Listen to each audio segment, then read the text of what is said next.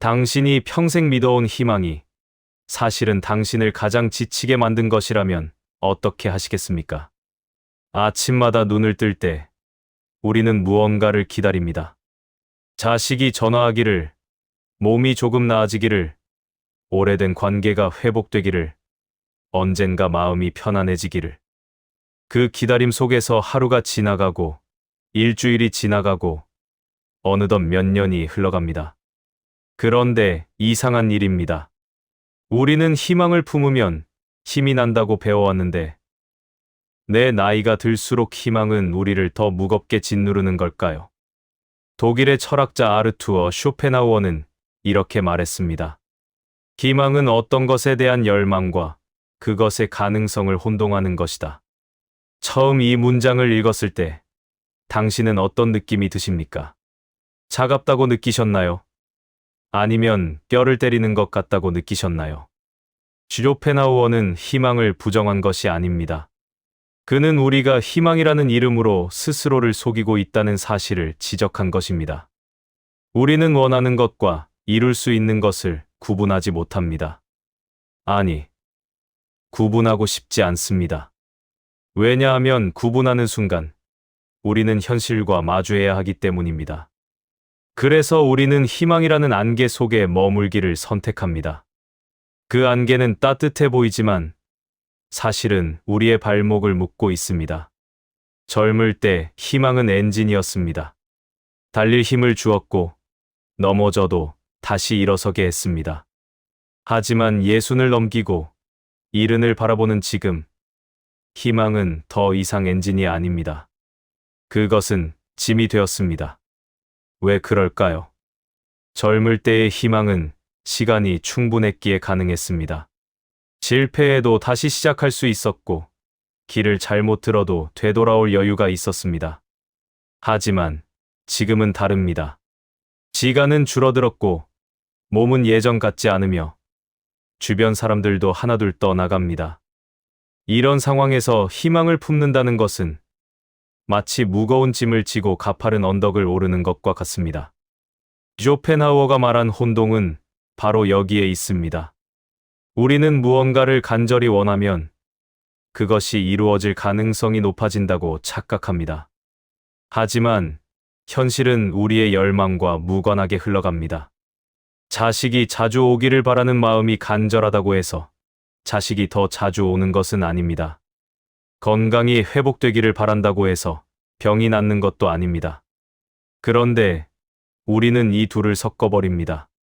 내가 원하니까, 내가 이렇게 간절히 바라니까 뭔가 변하지 않겠느냐고 스스로를 설득합니다. 이것이 바로 희망이 우리를 지치게 만드는 방식입니다.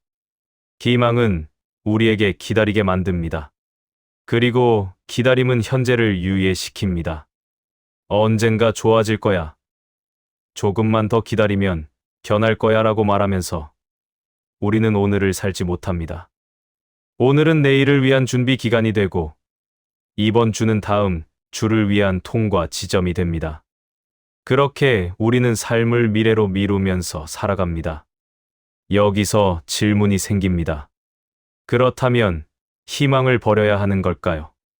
쇼펜하우어는 희망을 포기하라고 말한 것이 아닙니다. 그는 희망을 다루는 방식을 바꾸라고 말한 것입니다.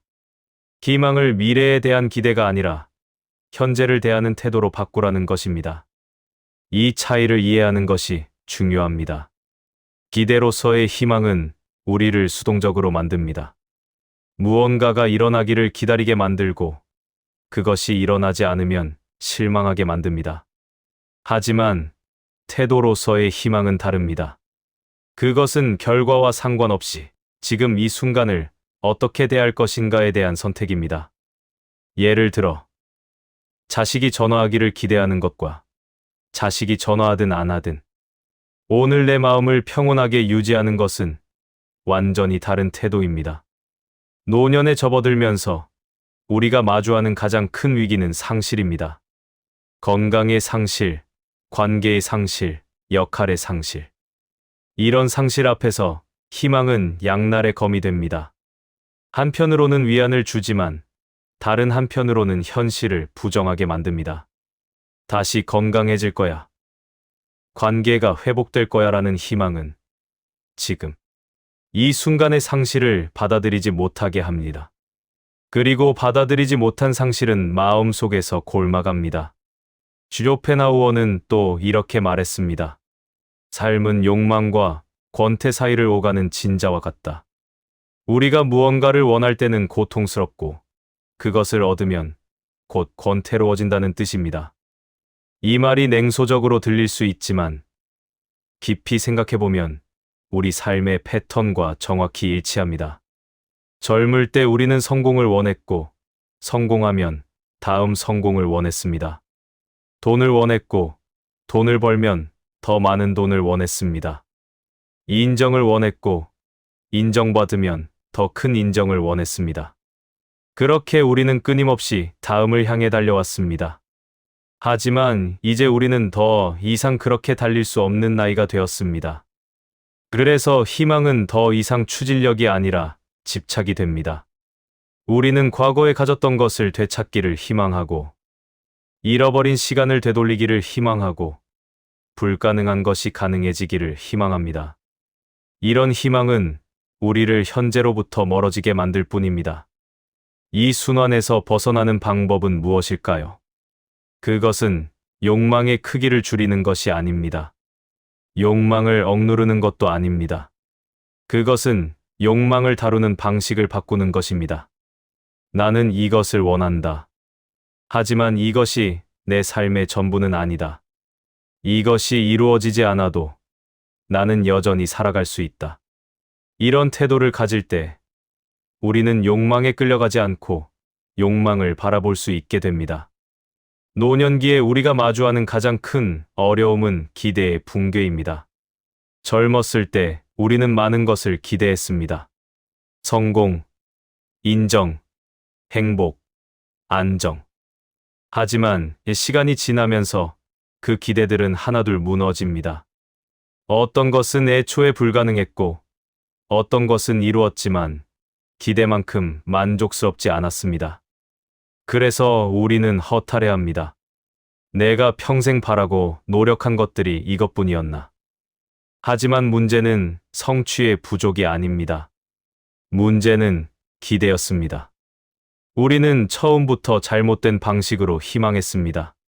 희망에 모든 것을 걸었습니다. 그래서 희망이 무너질 때 우리도 함께 무너졌습니다. 만약 우리가 희망을 다르게 다뤘더라면 그 무너짐은 이렇게 크지 않았을 것입니다. 지금부터라도 바꿀 수 있습니다. 희망을 대하는 태도를 바꾸는 것입니다. 희망을 확신으로 바꾸지 마십시오. 희망을 집착으로 바꾸지 마십시오.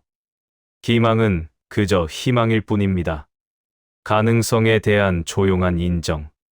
좋아질 수도 있다는 여지.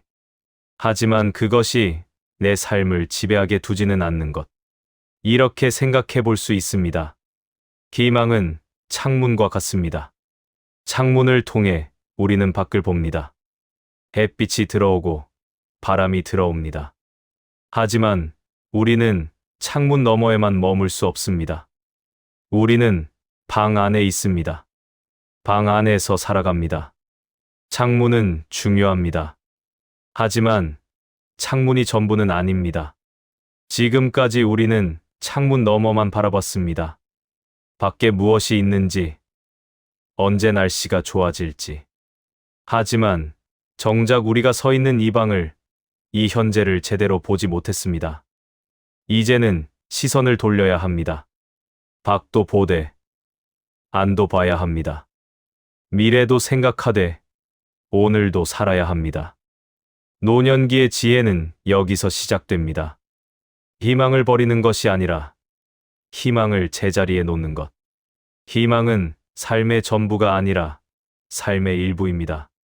희망은 우리를 이끌 수 있지만 우리를 지배해서는 안 됩니다. 우리는 희망을 가진 사람이지 희망에 사로잡힌 사람이 아닙니다. 그렇다면 구체적으로 어떻게 해야 할까요? 첫 번째는 가능성을 정직하게 보는 것입니다. 쇼펜하우어가 말한 혼동, 그것을 멈추는 것입니다. 내가 원하는 것과 될 수 있는 것을 분리해서 봐야 합니다.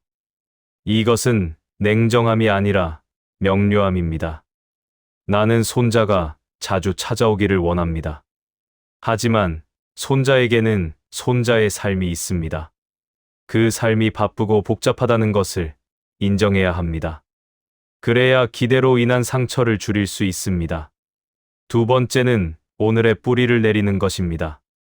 미래를 향한 희망을 가지되 삶의 무게중심은 현재에 두는 것입니다. 오늘 할 수 있는 일을 하십시오. 작은 일이라도 괜찮습니다. 오늘 만날 수 있는 사람을 만나십시오. 오늘 느낄 수 있는 것을 느끼십시오. 내일을 위해 오늘을 희생하지 마십시오. 오늘이 모여서 삶이 되는 것이지 내일이 와서 삶이 되는 것이 아닙니다. 세 번째는 실망을 견디는 법을 배우는 것입니다. 희망이 무너질 때 우리는 무너지지 않아야 합니다. 이것은 무감각해지라는 말이 아닙니다. 실망을 느끼되 실망이 나를 정의하게 두지 않는 것입니다. 나는 실망한 사람이 아니라 실망을 경험하는 사람입니다. 이 차이는 큽니다. 실망은 내 안에서 일어나는 하나의 감정일 뿐, 내 존재 전체를 규정하지 않습니다. 네 번째는 희망의 크기를 조절하는 것입니다. 큰 희망은 큰 실망을 만듭니다. 작은 희망은 작은 기쁨을 만듭니다. 그리고 작은 기쁨이 모이면 큰 평온이 됩니다. 오늘 날씨가 좋기를, 오늘 몸이 덜 아프기를, 오늘 차 한 잔이 맛있기를. 이런 작은 희망들은 우리를 실망시키지 않습니다. 그리고 이런 작은 것들이 쌓여서 삶이 됩니다. 다섯 번째는 거리두기입니다. 희망과 나 사이에 한 걸음 물러서 적당한 거리를 두는 것입니다. 너무 가까우면 희망에 압도당합니다. 너무 멀면 희망이 무의미해집니다. 적당한 거리에서 우리는 희망을 바라볼 수 있습니다. 아, 나는 이것을 원하는구나. 하지만 이것이 내 전부는 아니구나. 이런 자각이 생길 때 희망은 더 이상 우리를 지배하지 못합니다. 내가 원하는 것이 무엇인지, 그것이 정말 가능한 것인지, 그것을 추구하는 것이 내 삶을 풍요롭게 하는지, 아니면 소진시키는지를 냉정하게 바라보는 것입니다. 대부분의 사람들은 이런 거리두기를 체념이라고 착각합니다. 나이 들어서 모든 걸 포기하고 사는 거 아니냐고 말합니다. 하지만 이것은 전혀 다릅니다. 체념은 패배의식이고 거리두기는 명료함입니다. 체념은 어차피 안 되라고 말하지만 거리두기는 이것이 가능한지 불가능한지 정확히 보자라고 말합니다. 체념은 무기력하지만 거리두기는 평온합니다. 예를 들어 생각해 봅시다. 오랫동안 연락이 끊긴 사람과의 관계를 회복하고 싶다고 가정합시다. 희망을 품은 사람은 매일 그 사람을 생각하고 전화가 올까 기다리고 우연히 만날까 상상하면서 지냅니다. 하지만 시간이 지나도 아무 일도 일어나지 않으면 희망은 점점 원망으로 바뀝니다. 왜 연락 한 통 없을까? 나를 이렇게 쉽게 잊어버리다니. 이렇게 희망은 마음을 갉아먹습니다. 반면 거리를 둔 사람은 다르게 접근합니다. 나는 그 사람과의 관계를 회복하고 싶다. 하지만 그것이 일어날 가능성이 얼마나 되는가? 상대방도 원하는가? 내가 먼저 연락하는 것이 적절한가? 만약 회복되지 않는다면 나는 그것을 받아들일 수 있는가? 이런 질문들을 통해 상황을 명료하게 봅니다. 그리고 행동할 수 있으면 행동하고 행동할 수 없으면 받아들입니다. 이것은 체념이 아니라 현실을 직시하는 용기입니다. 쇼펜하우어는 이렇게도 말했습니다. 우리는 삶의 전반부에서 행복을 추구하고 후반부에서는 불행을 피하려 노력한다. 이 말은 노년의 본질을 정확히 짚어냅니다. 젊을 때 우리는 무언가를 얻으려 했지만 나이가 들면서 우리는 잃지 않으려 합니다. 건강을 잃지 않으려, 관계를 잃지 않으려, 존엄을 잃지 않으려 애씁니다. 그리고 이 과정에서 희망은 집착이 됩니다. 하지만 여기서 우리가 놓치는 것이 있습니다. 불행을 피하는 것과 평온을 얻는 것은 다르다는 사실입니다. 불행을 피하려는 사람은 항상 방어적이고 긴장해 있습니다. 하지만 평온을 가진 사람은 불행이 와도 흔들리지 않습니다. 왜냐하면 평온은 외부 상황에 달려 있지 않기 때문입니다. 평온은 내면의 태도이고 삶을 대하는 방식입니다. 그렇다면 평온은 어떻게 얻을 수 있을까요? 쇼펜하우어가 제시하는 길은 이지의 부정입니다. 이 표현이 어렵게 들릴 수 있지만 쉽게 말하면 끊임없이 무언가를 원하는 마음에서 벗어나는 것입니다. 우리는 평생 무언가를 원하면서 살아왔습니다. 더 많은 것을, 더 나은 것을, 더 큰 것을 원했습니다. 하지만 그 욕망이 우리를 행복하게 만들었습니까? 아닙니다. 욕망은 우리를 끊임없이 부족하게 만들었고, 불안하게 만들었고, 지치게 만들었습니다. 의지의 부정은 무기력이 아닙니다. 그것은 욕망의 폭정에서 벗어나는 것입니다. 더 이상 무언가를 얻어야만 행복할 수 있다는 생각에서 자유로워지는 것입니다. 이것은 아무것도 원하지 말라는 뜻이 아닙니다. 원하되 그것에 매이지 말라는 것입니다. 희망을 품되 그것이 이루어지지 않아도 무너지지 말라는 것입니다. 노년의 지혜는 여기에 있습니다.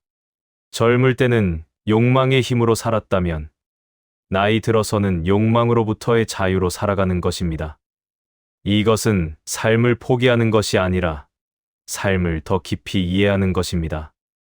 우리는 모든 것을 가질 수 없다는 것을, 모든 희망이 이루어지는 것은 아니라는 것을, 그리고 그것이 괜찮다는 것을 받아들이는 것입니다. 여기서 중요한 통찰이 하나 있습니다. 희망이 우리를 지치게 만드는 진짜 이유는 희망 자체가 아니라 희망에 대한 우리의 집착입니다. 우리는 희망이 반드시 이루어져야 한다고 믿고 그것이 이루어지지 않으면 실패했다고 생각합니다. 하지만 쇼펜하우어의 관점에서 보면 희망이 이루어지지 않는 것은 실패가 아니라 자연스러운 일입니다. 세상은 우리의 희망대로 움직이지 않기 때문입니다. 이것을 받아들이면 무슨 일이 일어날까요? 우리는 자유로워집니다. 희망이 이루어지면 감사하고 이루어지지 않으면 그것도 받아들입니다. 어느 쪽이든 우리의 평온은 흔들리지 않습니다. 이것이 바로 쇼펜하우어가 말하는 이지의 부정이 가져다주는 평화입니다. 하지만 많은 사람들이 이런 태도를 냉소주의라고 비판합니다. 그렇게 살면 뭐가 재미있겠어? 그냥 포기하고 사는 거 아니야 라고 말합니다. 하지만 이것은 오해입니다. 쇼펜하우어는 삶을 포기하라고 말한 적이 없습니다. 그는 삶을 있는 그대로 보라고, 환상에서 깨어나라고 말한 것입니다. 그리고 역설적이게도 환상에서 깨어날 때 우리는 비로소 진짜 삶을 살 수 있습니다. 진짜 삶은 무엇일까요? 그것은 미래를 위해 현재를 희생하지 않는 삶입니다. 언젠가 올지 모를 좋은 날을 기다리면서 오늘을 허비하지 않는 삶입니다. 희망이 이루어지지 않더라도 무너지지 않는 삶입니다. 이런 삶을 사는 사람은 강합니다. 왜냐하면 그의 행복은 외부 조건에 달려 있지 않기 때문입니다. 여기서 우리는 하나의 전환점에 도달합니다. 희망을 대신할 수 있는 것은 무엇인가? 쇼펜하우어는 명확한 답을 줍니다. 그것은 인식입니다. 세상을 있는 그대로 보는 능력, 자신을 객관적으로 바라보는 능력, 삶의 본질을 꿰뚫어보는 능력입니다. 이런 인식이 있으면 우리는 희망 없이도 살아갈 수 있습니다. 아니, 더 정확히 말하면 우리는 희망이라는 환상에 기대지 않고도 평온할 수 있습니다. 인식은 판단력을 키워줍니다. 무엇이 중요하고 무엇이 중요하지 않은지, 무엇에 에너지를 쏟을 만하고 무엇을 놓아줘야 하는지를 명확히 볼 수 있게 해줍니다. 나이가 들면서 우리에게 가장 필요한 것은 바로 이 판단력입니다. 젊을 때는 시행착오를 할 여유가 있었지만, 이제는 한정된 시간과 에너지를 어디에 쓸 것인지 신중하게 선택해야 합니다. 그리고 여기서 희망과 인식의 차이가 드러납니다. 희망은 우리를 기다리게 만들지만, 인식은 우리를 행동하게 만듭니다. 희망은 언젠가 좋아질 거야 라고 말하지만, 인식은 지금 내가 할 수 있는 것은 무엇인가 라고 묻습니다. 희망은 수동적이지만, 인식은 능동적입니다. 예를 들어, 외로움을 느끼는 사람을 생각해 봅시다. 희망을 가진 사람은 누군가 찾아와 주겠지.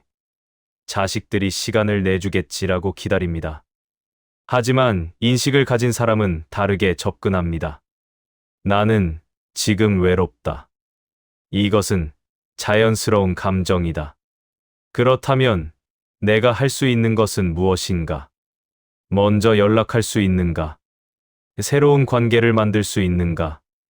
아니면 혼자 있는 시간을 더 의미 있게 만들 수 있는가? 이렇게 상황을 명확히 보고 실제로 할 수 있는 일을 찾습니다. 이것이 희망을 태도로 바꾸는 방식입니다. 희망은 더 이상 결과에 대한 기대가 아니라 지금 이 순간을 대하는 방식이 됩니다. 상황이 좋아질 거라고 믿어가 아니라 상황이 어떻게 되든 나는 최선을 다할 것이고 그 결과를 담담히 받아들일 것이라는 태도입니다. 이런 태도를 가지면 무슨 일이 일어날까요? 우리는 결과에 덜 집착하게 됩니다. 그리고 결과에 덜 집착할수록 역설적이게도 더 좋은 결과를 만들어낼 수 있습니다. 왜냐하면 우리의 에너지가 걱정과 불안에 소모되지 않고 실제 행동에 집중되기 때문입니다. 쇼펜하우어의 철학이 우리에게 주는 가장 큰 선물은 바로 이것입니다. 삶을 있는 그대로 볼 수 있는 용기, 환상 없이도 살아갈 수 있는 힘, 결과와 무관하게 평온할 수 있는 마음입니다. 이것은 체념이 아니라 성숙입니다. 이것은 포기가 아니라 지혜입니다. 노년에 접어들면서 우리가 배워야 할 가장 중요한 기술은 아마도 이것일 겁니다. 희망을 다루는 법, 희망에 매달리지도 않고 완전히 버리지도 않으면서 희망을 적절한 거리에 두는 법. 이것은 쉽지 않습니다. 평생을 희망에 기대어 살아온 사람이 갑자기 태도를 바꾸기는 어렵습니다. 하지만 불가능하지도 않습니다. 시작은 작은 것에서 할 수 있습니다. 오늘 하루를 내일을 위한 준비 기간으로 보지 말고 그 자체로 완전한 하루로 보는 것입니다. 누군가의 전화를 기다리는 대신 내가 먼저 할 수 있는 일을 하는 것입니다. 상황이 좋아지기를 바라는 대신 지금 이 순간을 받아들이는 것입니다. 이런 작은 실천들이 쌓이면 어느새 우리는 희망의 노예가 아니라 희망의 주인이 되어 있을 것입니다. 그리고 이것은 우리에게 새로운 자유를 줍니다. 우리는 더 이상 무언가가 이루어져야만 행복할 수 있다는 조건에서 벗어납니다. 우리는 지금 이 순간, 있는 그대로의 삶 속에서 평온을 찾을 수 있습니다. 건강이 완벽하지 않아도, 관계가 이상적이지 않아도, 상황이 원하는 대로 되지 않아도 우리는 괜찮을 수 있습니다. 이것이 쇼펜하우어가 말하는 지혜입니다. 그리고 이것은 특히 노년에 절실합니다. 왜냐하면 노년은 상실의 시기이기 때문입니다. 우리는 하나씩 잃어갑니다. 건강을, 사람을, 역할을, 능력을. 이런 상실 앞에서 희망은 우리를 더 고통스럽게 만들 수 있습니다. 언젠가 다시 예전처럼 될 거야라는 희망은 현실을 부정하게 만들고, 현실을 부정하는 것은 고통을 연장시킵니다. 하지만 명료함은 다릅니다. 나는 이것을 잃었다. 그것은 슬픈 일이다. 하지만 나에게는 여전히 이런 것들이 남아있다.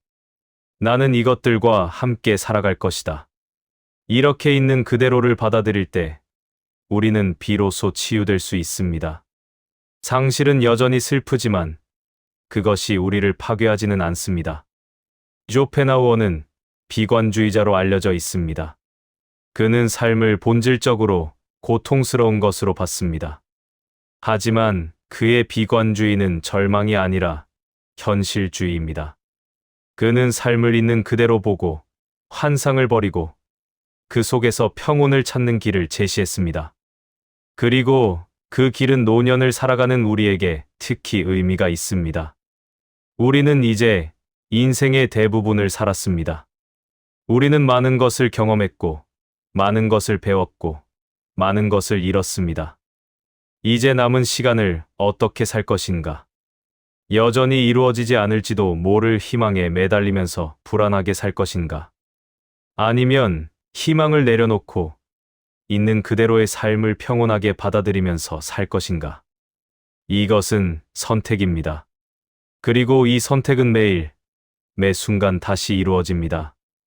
아침에 눈을 뜰 때 우리는 선택합니다. 오늘을 무언가를 기다리는 날로 만들 것인가? 아니면 그 자체로 완전한 하루로 만들 것인가? 누군가의 행동을 바꾸기를 희망하면서 시간을 보낼 것인가? 아니면 내가 할 수 있는 일에 집중할 것인가? 상황이 달라지기를 기다릴 것인가? 아니면 지금 이 상황 속에서 평온을 찾을 것인가? 쇼펜하우어는 우리에게 쉬운 길을 제시하지 않았습니다. 그는 위안도 주지 않았고 희망찬 메시지도 전하지 않았습니다. 하지만 그는 진실을 말했습니다. 그리고 때로는 진실이 위안보다 더 큰 힘이 됩니다. 환상은 순간적으로 기분을 좋게 만들지만 진실은 삶을 바꿉니다. 우리는 이제 선택해야 합니다. 계속 희망이라는 이름의 환상에 기대어 살 것인가? 아니면 명료함과 평온을 선택할 것인가? 전자는 익숙하지만 우리를 지치게 만들고 후자는 낯설지만 우리를 자유롭게 만듭니다. 그리고 이것이 노년의 진짜 의미일지도 모릅니다. 노년은 상실의 시기가 아니라 본질의 시기입니다. 우리는 불필요한 것들을 벗어던지고 진짜 중요한 것만 남기는 시기에 와 있습니다. 희망도 마찬가지입니다. 우리는 헛된 희망을 버리고 진짜 힘이 되는 태도만 남길 수 있습니다. 그렇게 살 때 우리는 비로소 자유로워집니다. 더 이상 무언가가 이루어져야 한다는 강박에서 벗어나고 누군가가 변해야 한다는 기대에서 벗어나고 상황이 좋아져야 한다는 조건에서 벗어납니다. 우리는 지금 여기에서 있는 그대로의 모습으로 평온할 수 있습니다. 그리고 이상한 일이 일어납니다. 희망을 놓았는데 오히려 마음이 편해집니다. 기대를 줄였는데 오히려 만족이 커집니다. 미래를 덜 바라는데 오히려 현재가 풍요로워집니다. 이것이 쇼펜하우어가 말한 역설입니다. 희망을 제대로 다룰 줄 알 때 우리는 비로소 희망에서 자유로워집니다. 노년의 삶은 희망을 버리는 삶이 아니라 희망을 지혜롭게 다루는 삶입니다. 우리는 여전히 원할 수 있습니다. 여전히 바랄 수 있습니다. 하지만 그 원함과 바람이 우리를 지배하게 두지 않습니다. 우리는 희망의 주인이지 희망의 노예가 아닙니다. 그렇게 살 때 우리는 평온을 얻습니다. 이 평온은 무기력과 다릅니다. 이것은 체념이 아니라 수용입니다. 모든 것을 있는 그대로 보는 능력, 원하는 것과 될 수 있는 것을 구분하는 명료함, 이루어지지 않아도 흔들리지 않는 중심. 우리에게 남은 시간이 얼마나 되는지 모릅니다. 하지만 한 가지는 확실합니다. 지금 이 순간은 우리의 것입니다. 희망에 매달려 이 순간을 놓칠 것인가? 아니면 이 순간을 온전히 살 것인가? 선택은 우리의 몫입니다. 희망을 놓으라는 말이 아닙니다. 희망을 제자리에 놓으라는 말입니다. 희망은 창문이지 집이 아닙니다. 희망은 나침반이지 목적지가 아닙니다. 희망은 우리를 이끌 수 있지만 우리를 규정하지 않습니다. 이것을 알 때 우리는 비로소 자유로워집니다. 그리고 자유로워질 때 진짜 희망이 보이기 시작합니다. 억지로 만들어낸 희망이 아니라 자연스럽게 솟아나는 희망. 집착이 아니라 가능성. 기대가 아니라 열린 마음. 이런 희망은 우리를 지치게 하지 않습니다. 오히려 우리를 살게 합니다. 결국 우리가 배워야 할 것은 간단합니다. 희망하되 집착하지 말 것. 원하되 매달리지 말 것. 기다리되 오늘을 놓치지 말 것. 이것이 전부입니다. 하지만 이것을 실천하는 데는 평생이 걸립니다. 다행히 우리에게는 그만큼의 경험이 있습니다. 이제 그 경험을 지혜로 바꿀 시간입니다. 이것이 쇼펜하우어가 우리에게 남긴 유산입니다. 희망이라는 감옥에서 벗어나 평온이라는 자유를 얻는 길. 쉽지 않은 길이지만 걸어볼 만한 가치가 있는 길입니다. 왜냐하면 그 길의 끝에는 진정한 평화가 기다리고 있기 때문입니다. 당신이 오늘 이 이야기를 끝까지 들어주셨다면 아마도 이미 무언가를 느끼셨을 것입니다. 희망에 대한 당신의 생각이 조금 바뀌었을 수도 있고, 아니면 오히려 더 혼란스러워졌을 수도 있습니다. 어느 쪽이든 괜찮습니다. 중요한 것은 생각을 시작했다는 것입니다. 만약 이 이야기가 당신에게 의미가 있었다면 다른 사람들과도 나누어 주시기 바랍니다. 구독을 눌러주시면 앞으로도 이런 이야기를 계속 들으실 수 있습니다. 그리고 댓글로 당신의 생각을 나누어 주신다면 그것은 저에게 큰 힘이 될 것입니다. 좋아요 한 번 더 감사히 받겠습니다. 하지만 무엇보다 오늘 이 시간이 당신에게 조용한 생각의 계기가 되었기를 바랍니다.